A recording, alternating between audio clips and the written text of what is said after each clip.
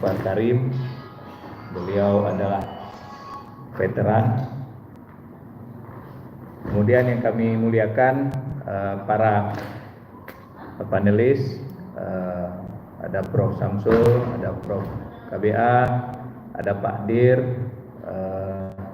Selamat datang Pak di Aceh. Kebetulan saya dengan Pak Dir sebelumnya Kombes Adi sering komunikasi di rumah dinas juga.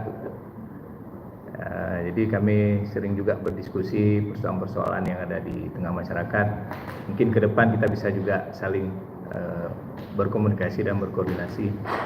Perkenalkan, saya Tuanku Warul Walidin dari DPW Matra Aceh. Kebetulan saya ketuanya. Jadi Matra ini Masyarakat Adat Nusantara. Kita berhubungan dan saling berkoordinasi dengan seluruh masyarakat adat Nusantara yang ada di seluruh Nusantara, baik di Indonesia. Tuanku Warul Walidin. Ya. Jadi yang ingin saya sampaikan mungkin bukan pertanyaan, mungkin saya sedikit memberikan solusi. Mungkin kalau yang tadi tiga sebelumnya pertanyaan atau kegelisahan, yang ingin saya sampaikan mungkin sedikit solusi. Berhubung kita dari masyarakat adat, saya menarik seperti Prof. KBA sampaikan tadi, itu juga pernah terjadi di masa Simbad the Sailor datang ke Sabang. Ketika Simbad datang untuk ambil air di Sabang. Jadi dalam kisah itu disampaikan bahwa Simbad menanyakan, yang mana raja di sini? Saya Pak Raja, yang pertama ditemukan di pinggir pantai. Kemudian beliau minta izin mau ambil air ke Anak Laut, itu air tawar, tempat ambil air untuk persediaan perkapalan. Kemudian beberapa langkah beliau berjalan, ada lagi yang mengaku raja. Kemudian hingga sampai kepada danau Anak Laut yang dimaksud untuk persediaan air tawar. Jadi artinya kesimpulan dari Simbad the Sailor, seorang tokoh dunia itu di masanya, bahwa di Aceh banyak raja. Mungkin seperti tadi Prof. KBA bilang tadi, jadi ada banyak raja-raja kecil yang mengaku preman. Gitu. Jadi persoalan ini kalau kita lihat dari sisi perjalanan sejarah, artinya sudah ada. Gitu. Artinya kita ingin menguasai satu wilayah juga kita harus menguasai juga adat istiadatnya. Jadi perilaku-perilaku adat, perilaku-perilaku manusia yang ada di sekitar tempat tersebut adalah menjadi catatan penting untuk kita mengurai persoalannya. Jadi pada hari ini persoalan premanisme di era digital ini mungkin akan lebih dinamis lagi, akan lebih penuh challenge lagi saya pikir. Dan ini membutuhkan berbagai terobosan untuk penyelesaiannya. Dan kami dari masyarakat adat Nusantara mengajak para ormas, karena dalam hal ini ormas dengan tema menangani premanisme ini, mari kita kembali kepada karakter kita kembali.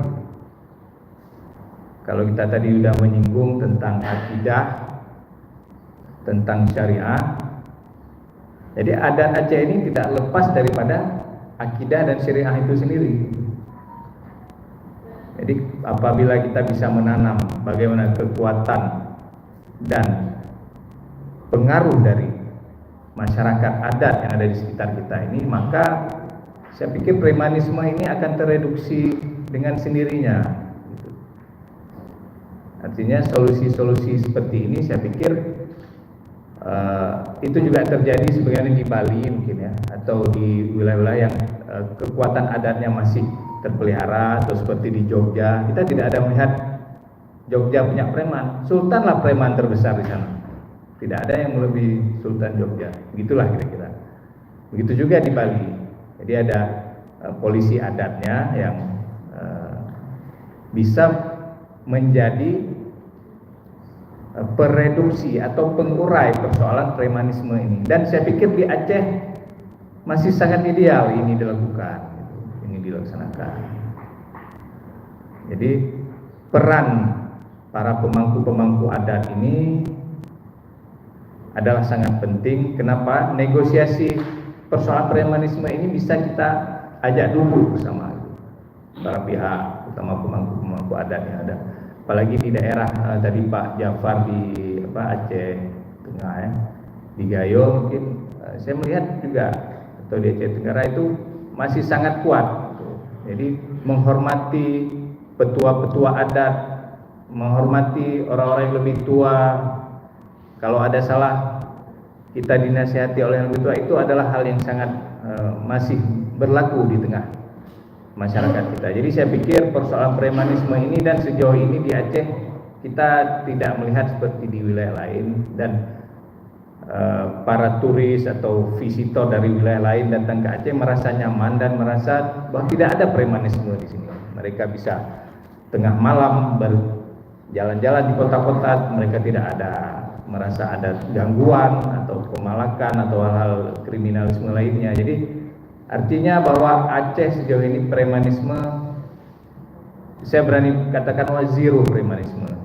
Namun tidak tertutup kemungkinan ya, dengan perkembangan ke depan, teknologi ke depan, premanisme atau premanisme terdigitalisasi mungkin akan terjadi gitu ya.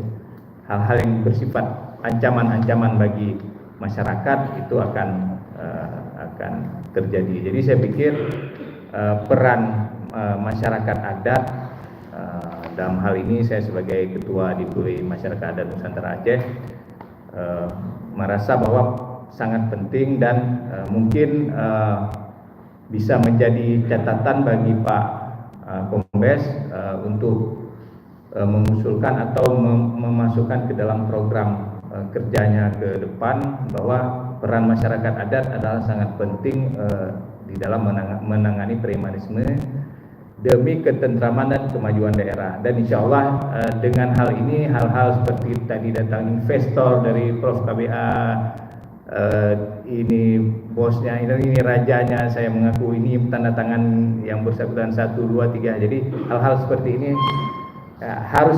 harus kita kendalikan gitu ya.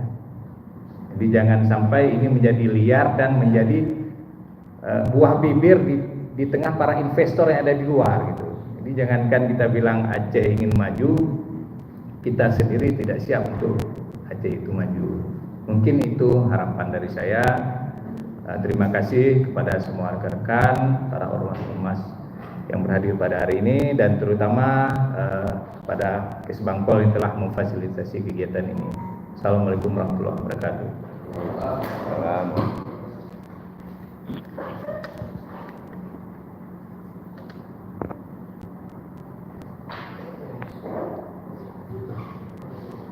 Bismillahirrahmanirrahim. Assalamualaikum warahmatullahi wabarakatuh.